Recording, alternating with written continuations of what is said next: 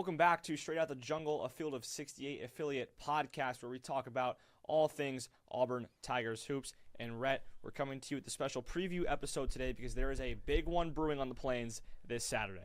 Yeah, Tigers take on the Tide, the Crimson Tide that just topped the number one team in the conference last night, beating Texas A&M at home in a track meet of a basketball game. The Tigers are going to have to be ready for a team that is going to be playing very fast basketball. Yeah, Texas A&M, a team that likes to play fast and run it themselves, and Alabama took it right to them. It was a beautiful a style matchup game of basketball. If you like offense, if you like defense, it was avert your eyes. As a defense fan, the second half was very frustrating. But if you like it was offense, good basketball. It was fun to watch. Shots were falling for both sides, and that was, I think, a good sort of a telltale sign of how well this Alabama team is playing right now. Because Texas A&M, like you said, Rett was first in the conference going into last time. I believe they still are first in the conference.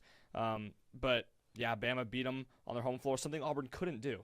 Yeah, it was kind of a similar situation at the end to that Auburn-Texas A&M game, except for A&M. They got down 4 after having you had one bad offensive possession, and Bama was able to get it right back and double the lead, and A&M stayed alive and gave themselves a shot, and they even had a shot. Ryland Griffin had a shot to tie at the end and missed. It was a very exciting game. Auburn and Alabama both tied right now, 5-4 in conference play. They're at 7th in the SEC. Both of these teams expected to finish probably top 4 in the conference by a lot of people coming in, especially Alabama, who have been a little bit underwhelming, but they are still no slouch of a basketball team, and that starts with LeBaron Philon. That is who Auburn is going to have to key in on stopping on Saturday. Yeah, LeBaron Philon, leading scorer in the SEC, second Keyshawn Hall. So you have the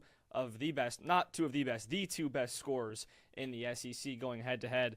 And, yeah, LeBaron Philon's a tough stop. And not only is LeBaron Philon a tough stop, they got guys like Aiden Holloway, Latrell Wrightsell, guys who can put up big numbers on you in an instant with their shooting, with how much they shoot the ball. Yeah, and then obviously the big question, and we'll see if he's still playing on Saturday, but Charles Bediako has been the story of college basketball this season. He's been the story for Alabama for sure, and even though they're 1-2 since he's rejoined the team, he still makes a difference for that team. A lot of experience, obviously, down low, and he's a big body, and Auburn is going to have to be not the Auburn we saw against Tennessee. They're going to have to be a lot more like the Auburn we saw against Florida, but Bama can burn you. Those three guys that you just named, Aiden Holloway, Latrell Wrightsell, and LeBaron Philon, can shoot the leather off the ball. And Auburn is going to have to play really high, really tight defense to slow them down. Yeah, and Auburn, I think, conversely, is also going to have to make some shots. Something For sure. we haven't seen them do, because Bama will take the shots, but they're going to make them.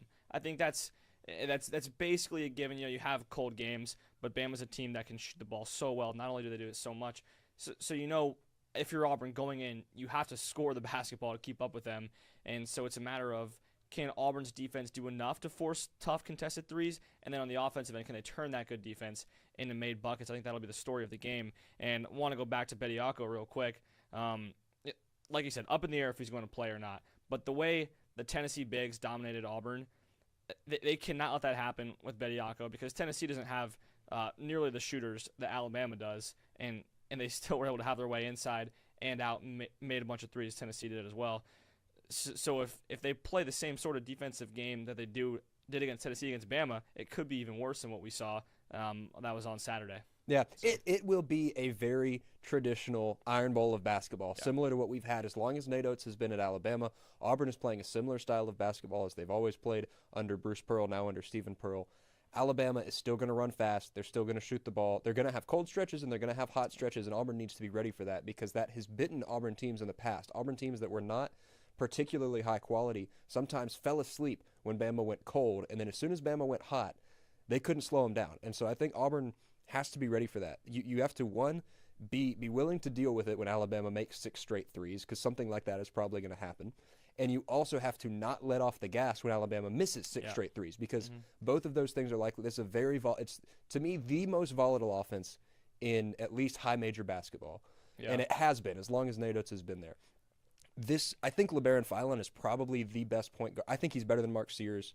I think he does it at a better level. He distributes the ball better. I think he is one of the most dynamic players in the SEC. There's a reason Auburn wanted him out of high school. Yeah. And you have to prepare for that to a different level. He doesn't draw fouls the same way Mark Sears did. I think he's probably a less frustrating player for Auburn fans. but this is the first time we're getting to see him as the guy for Alabama, and Auburn has to be ready for it. I think something else that makes this game a little interesting that hasn't really been true the last 5 or so years is that in the last 5 seasons, one of these two teams has been at the top of the conference. Yeah. And this year, this feels much more like a desperation game. This game is no less important than it was 2 seasons ago when these teams are fighting for an SEC title. It's probably more important, even though they're sitting in the middle of the conference. They need a win. They both want to finish top 4, think they're capable of finishing top 4. This is a huge game. First time both teams have been unranked since I don't know when, probably 2016, 2017. Well, yeah, it's fascinating because I think before sort of our time as college basketball enjoyers, before we were in middle school, I guess, Auburn, Alabama, it wasn't, a powerhouse matchup that you're looking to. For sure. Wow, this is great basketball. Ever since I can remember, one of these two teams has been ranked. And now for it to not be that way, but to still mean more than those ranked matchups, it's really fascinating. It's crazy because the loser of this team, or the loser of this game, team's right back to 500 in conference play. And you feel as though it's kind of a wash. Auburn with that big win streak earlier. You want to continue to build on it. You want to see that come to fruition in the win column. They've played some good basketball, and they've dropped some close games. But the Tigers, as much as Alabama, they both really would like this win and almost need it, I think, for top 4. I think the loser of this game is going to have a really, really hard time finishing top 4 in the SEC. Yeah, loser of this game, the best they could finish would be 13-5, and that would mean rattling off 8 straight wins after this, and that's usually good enough for top 4, but 8 straight wins in the SEC is very hard to come by.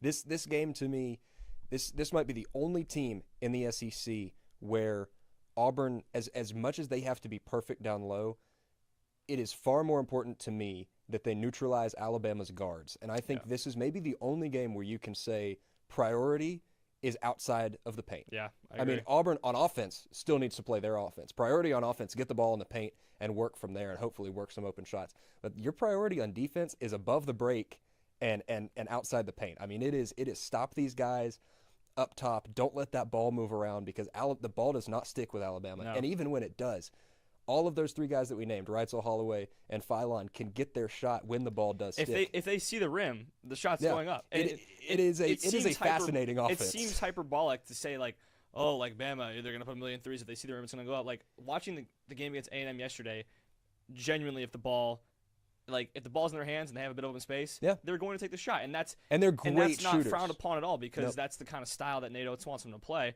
And that's the kind of style that has won them basketball games, a lot of them, in the past few years. And so I think with the caliber shooters, those 3 guys, there's no reason to not play that way. Mm-hmm.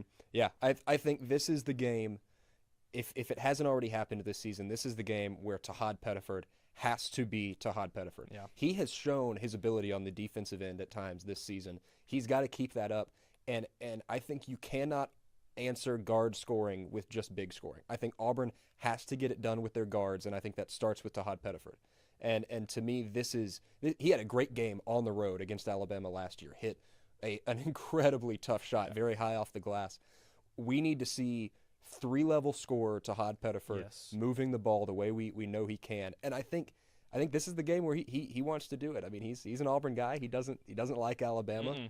And he played great against them last year. We see him come out in these big games, and it's like in his career he has absurd averages on the road.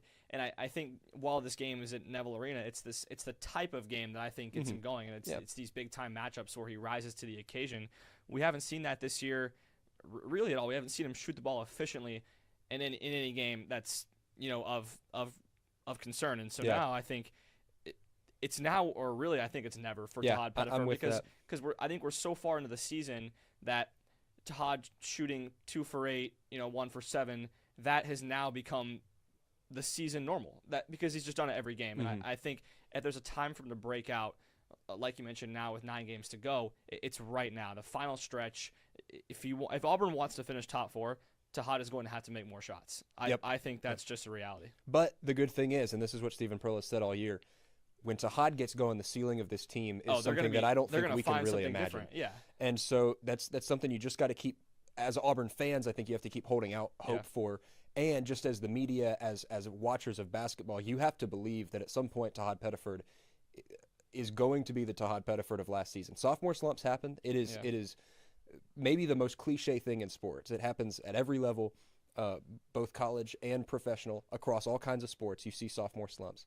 And I think Tahad Pettiford is going to break out of it at some point, and hoping that it happens against Alabama. There's just no reason to believe that he won't, because it's not like he's been playing horrendous basketball. No, he's in getting all great aspects of the shots, game. and just they're not falling. Getting great shots, distributing the ball really well. His assist-to-turnover ratio has been solid, playing good defensively. And so the only thing that is still to come is the shooting. And I think, unfortunately, that's the stat that's going to be the most glaring. And people are going to say, oh, he shot 1 for 8. Like, he had a terrible game. But you have to look, how is he affecting the game in other ways?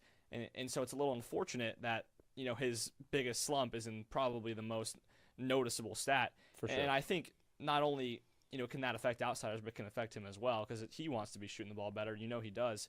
And yeah, there's no reason to believe that he won't break out of it. It's just, can this be the game that he does it? Yeah. So Auburn needs Tahad Pettiford.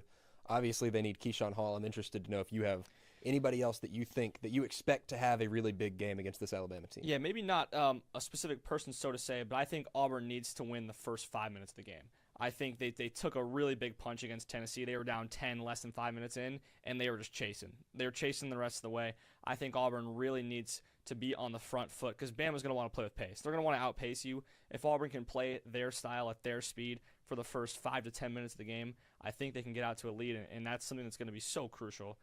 We've seen Auburn play from behind a couple of times this year, but you don't want to be doing that against Bama, especially like we talked about earlier.